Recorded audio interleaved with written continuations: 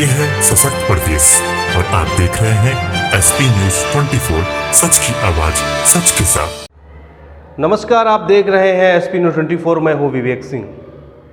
उत्तर प्रदेश में लगातार जिस तरह लोकसभा चुनाव का आगाज़ हो चुका है और उत्तर प्रदेश में ही नहीं पूरे देश में लोकसभा का चुनाव हो रहा है, कहीं ना कहीं हर पार्टियां अपने दमखम के साथ चुनाव मैदान पर उतर रही हैं और अपने प्रत्याशियों को जनता तक लगातार पहुंचाने का कार्य कर रही हैं। छोटी बड़ी हो या बड़ी पार्टी, कहीं ना कहीं हर अपने वादे पार्टी लेके जा रही है, अपने एजेंडे को लेके जा रही है। भाजपा हो या सपा हो या बहुजन समाज पार्टी हो, लगातार अपने एजेंडों को लेकर जा रही। लगातार जिस तरह वर्तमान में भाजपा सरकार गरीब असहाय लोगों की सेवा के लिए बात करती है, गरीबों की सरकार की बात करती है, डबल इंजन की सरकार की बात करती है। इन्हीं आज हम खास मुद्दों में बात करते हैं। सर्वजन सेवा पार्टी के राष्ट्रीय अध्यक्ष हैं मोहम्मद सईद, जो लगातार राजनीति में अपना पायदान बढ़ा रहे हैं। इनकी पार्टी लगातार उत्तर प्रदेश में ही नहीं, देश के अन्य राज्यों पर भी चुनाव लड़ने की तैयारी कर रही है। किन एजेंडों को लेकर आगामी 2024 का लोकसभा जो चुनाव है, उस किन एजेंडों को लेकर वो अपने पार्टी के साथ अपने प्रत्याशियों को उतारेंगे, इन्हीं खास मुद्दों के लिए बात करते हैं। मोहम्मद सईद सर, पहले तो आपको मेरे चैनल बहुत स्वागत है सर। जिस तरह वर्तमान सरकार में देखा जा रहा है कि गरीब असहाय लोगों की सरकार बात करती है, और इस समय अब तो लोकसभा का चुनाव आ गया, बिगुल फूंक चुका है। आपकी भी पार्टी है, किन एजेंडों को लेकर आपकी पार्टी, क्योंकि कहीं ना कहीं आपकी नई पार्टी है, किस नज़र से देखते हैं? देखिए, हमारी पार्टी का जो एजेंडा है वो शिक्षा, स्वास्थ्य, बेरोजगारी, ये 3 अहम मुद्दे हैं इंसान के जीवन के। इसी पे मैं काम कर रहा हूँ। मैं खुद एजुकेशन से जुड़ा रहा हूँ, इसलिए मैं शिक्षा के बारे में जानता हूँ कितनी ज़रूरी शिक्षा है। अगर शिक्षा है तो आपके पास आप आगे लड़ाई लड़ी जा सकती है। अगर अशिक्षित है तो आपको कोई भी बेवकूफ़ बनाया जा सकता है, बना रहे हैं जैसे लोग, और लोग राज करते हैं आप पे।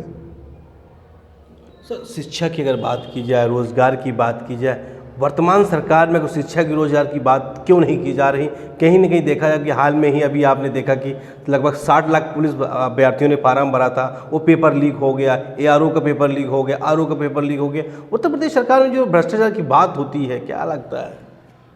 देखिए, पूरी तरीके से भ्रष्टाचार में लिप्त है ये पार्टी। और जो पेपर लीक की बात है, तो ये रोज़गार देना ही नहीं चाहते। रोज़गार देंगे तो इनको और भी लोगों की जिज्ञासा बढ़ेगी, आगे बात करेंगे, मांग करेंगे। तो ये चाहते हैं कि पेपर लीक करके खाली ये तो धन बटोरने का काम किया इन्होंने। तो क्या लगता है, भाजपा सरकार से धन बटोरने का काम करी? अभी हाल में ही एक इलेक्टोरल बॉन्ड के लेकर बड़ा मामला चल रहा है। सरकार कहती जो हमने वादे किए थे ट्रिपल CA को लेके, मथुरा को लेकर, काशी विश्वनाथ को लेकर, अयोध्या को, जो हमने कहा वो हम पूरे कर रहे हैं। हम नहीं भ्रष्टाचार में लिप्त पार्टी है। देखिए, धर्म के नाम पे वोट मांग रहे हैं। धर्म से न पेट भरता है, न शिक्षा मिलती है।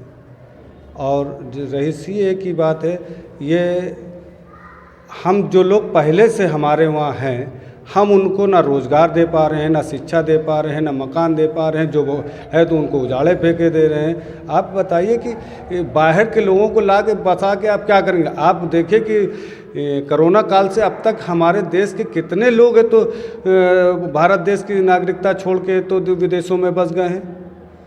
पहले आप जो लोग रह रहे हैं, आप कह रहे हैं कि डबल इंजन की सरकार है हमारी, और मैं 80 लाख लोगों को आवे तो 5 किलो अनाज पे ला के खड़ा कर दिया। ये आपके विकास है? तो इसकी सरकार तो बोलते हैं इसके पहले किसी सरकार ने ऐसा किया ही नहीं। हमने जो हम कह रहे हैं वो करते हैं, और आप बोल रहे हैं कि 5 किलो अनाज में तो लगभग 80 लाख से ज़्यादा लोग अभी भी भूखे सो रहे हैं। देखिए, यही तो इनका विकास है कि 5 किलो पे आपको तो आश्रित कर दिया है। आप तो पहले की सरकारें लीजिए, वो इस पे आश्रित नहीं थे। वो रोज़गार देते थे, वो शिक्षा देते थे, वो तो स्वास्थ्य के लिए काम करते थे, लोगों की गरीबी का ख्याल रखते थे। ऐसा नहीं कि आप देखिए कि राशन पे लोग लेने जाते थे तो सब्सिडीज। आज देखिए इतना विकास किया कि कांग्रेस के दौर में या इससे पहले की सरकारों के दौर में आपको तो मिट्टी तेल दिखता था। आज के नौजवान बच्चे मिट्टी तेल ही नहीं जानते कि क्या है ये कहाँ गायब कर दिया इन्होंने। ये इनका विकास है। तो ये विद्युत कनेक्शन दे रहे हैं, फ्री गैस सिलेंडर दे रहे हैं। अभी हाल में देखिए 100 रुपये का कम भी कर दिया, 2 रुपये डीजल पेट्रोल में भी कम कर दिया। और कैसे? जब चुनाव आता है तो इनको गरीब याद आता है, न ये अडानी अंबानी के अलावा किसी को नहीं जानते हैं। और रही कनेक्शन, अरे कनेक्शन पहले भी दिया जाता था बिजली का और छूट होती थी। आज है तो आप है तो 1400 रुपये का गैस सिलेंडर दे के 100 रुपये कम करके बता रहे हैं मैं बहुत बड़ा तीर मार दिया। क्या तीर मार दिया आपने हमारे जीने का सहारा छीन ले रहे हैं। लोग तो परेशान हैं, दाने दाने के लिए मोहताज हो गए हैं। मोदी जी कहते हैं पहले लोग अंधेरे में रहते थे, देखिए हमने उजाला मिला दिया। पहले भी उजाले में रहते थे, आज भी उजाले में रह रहे हैं। आप कहते हैं मैं 24 आवर्स बिजली देने का काम कर रहा हूँ, आप बिजली लखनऊ शहर में बिजली नहीं दे पा रहे हैं। और रही अंधेरे की बात, तो लोग कम से कम मिट्टी तेल जला के तो अपने घर को रोशन कर देते थे। तो फिलहाल उत्तर प्रदेश में क्या एजेंडे रहेंगे आपकी पार्टी के? क्या हमारे पार्टी का एजेंडा है शिक्षा, स्वास्थ्य और रोजगार। तो उत्तर प्रदेश में कितने लोकसभाओं में आप लोग चुनाव लड़ाएंगे, अन्य राज्यों में चुनाव लड़ाएंगे? मैं पूरे भारत से लगभग 250 प्रत्याशी उतार रहा हूँ। क्या लगता है कितने प्रत्याशी आपके विजयी हों? क्योंकि मामला तो भाजपा का और 400 पार की बात हो रही है। आप हमने जनता के बीच में काम किया, मैं हवाई बातें नहीं करता हूँ।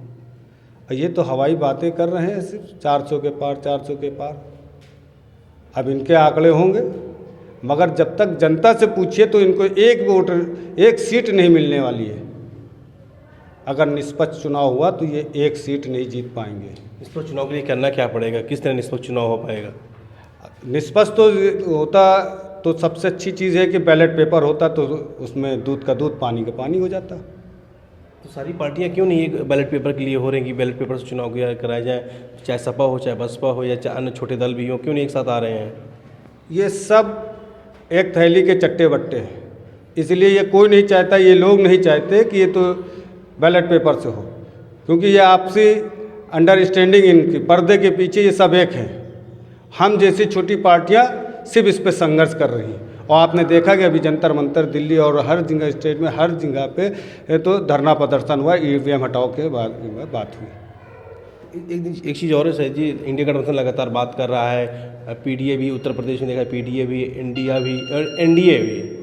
क्या लगता है कि वर्सेस जो लड़ाई चल रही है इंडिया वर्सेस एनडीए, कौन किसके साथ जाएगा? क्योंकि इंडिया गठबंधन, क्या आप साथ जाएंगे या आप एनडीए के साथ जाएंगे? देखिए वक्त आने दीजिए, तब उसी बात पे बात किया जाए तो ज़्यादा बेहतर है। फिलहाल तो अभी लड़ाई लड़ी जाती है, जनता के लिए लड़ाई लड़ रहा हूँ मैं, और जनता भी लड़ रही है, इनके खिलाफ लड़ रही है और अच्छा जनादेश देगी। सर एक चीज़ और है, इस समय भाजपा पे एक बड़ा आरोप, भ्रष्टाचार का आरोप लगा है इलेक्टोरल बॉन्ड को लेकर, क्या है ये? आपने देखा कि इस जो चुनाव आयोग पे लग रहा था कि ये भ्रष्टाचारियों के साथ हैं, वो खुलासा हो गया है।